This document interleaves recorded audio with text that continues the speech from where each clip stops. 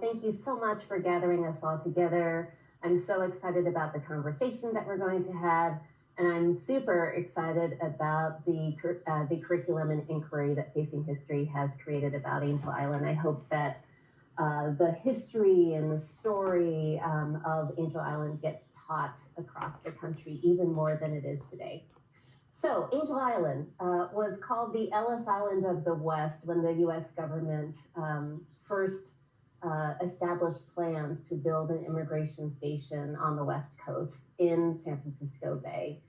It became a National Historic Landmark in 1998, but only after decades of activism and advocacy by immigrant and Asian American communities.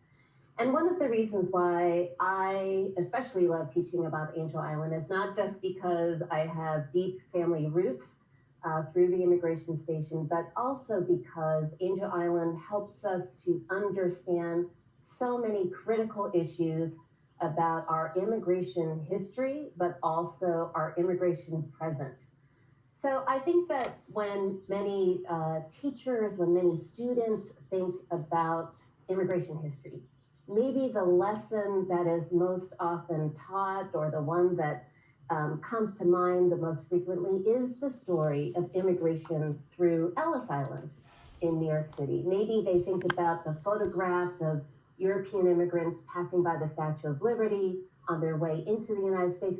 Maybe they're thinking about and maybe even reciting Emma Lazarus's famous poem, "Give me your tired, your poor, your huddled masses yearning to breathe free." And of course, Ellis Island is incredibly important to our American history and to our global history. There were 12 million immigrants, mostly through Europe, although one of my grandfathers also came through Ellis Island as well, who passed through Ellis Island, entered the United States, became naturalized citizens, and the Ellis Island story has really come to encapsulate the best of our nation of immigrants history. However, this is only one side. In fact, the United States has an extremely complicated and controversial relationship to immigration. Sometimes we have welcomed immigrants, other times we have banned and deported them, and sometimes it's happening simultaneously. So, for example, we see this playing out in the current debates over immigration. So, Angel Island, as a place that both welcomed immigrants, but was primarily built to enforce Chinese exclusion laws, Angel Island helps us to answer really important and timely questions. Is the United States a nation of immigrants, one that welcomes newcomers and helps them to achieve their dreams? Or is it a nation of xenophobia, of anti-immigrant hate, a nation that builds fences and detention centers to keep aliens out, a nation that identifies immigrants as undesirable, dangerous, and even unfit to become Americans? The history of immigration through Angel Island helps us understand that the United States is both of these things. So let me get back to the reason why the US government first built Angel Island. In 1882, the US Congress passed the Chinese Exclusion Act, May 6, 1882. We had a few other federal immigration laws prior to that, but the Chinese Exclusion Act was the first federal law to single out an entire group for immigration restriction.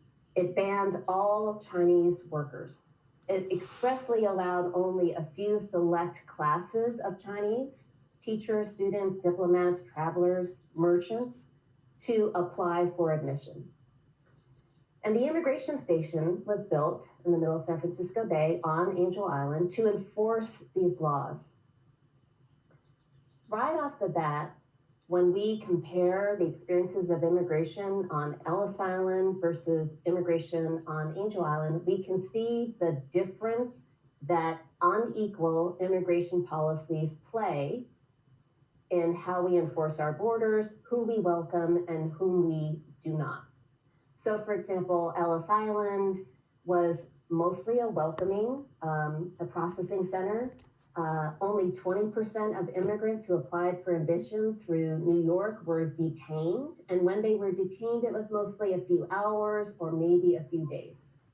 But Angel Island, where most immigrants coming through were from Asia, most of them were actually detained, and especially those who came from China. So 76% of all Chinese immigrants were brought to Angel Island for detention. And that detention time, especially for Chinese, was not measured in hours or even days, but actually weeks and months. So when we think about both the immigration policies, but then also the immigrant experiences, we can further dig deeper into what does it mean to be a nation that both welcomes immigrants but also excludes them.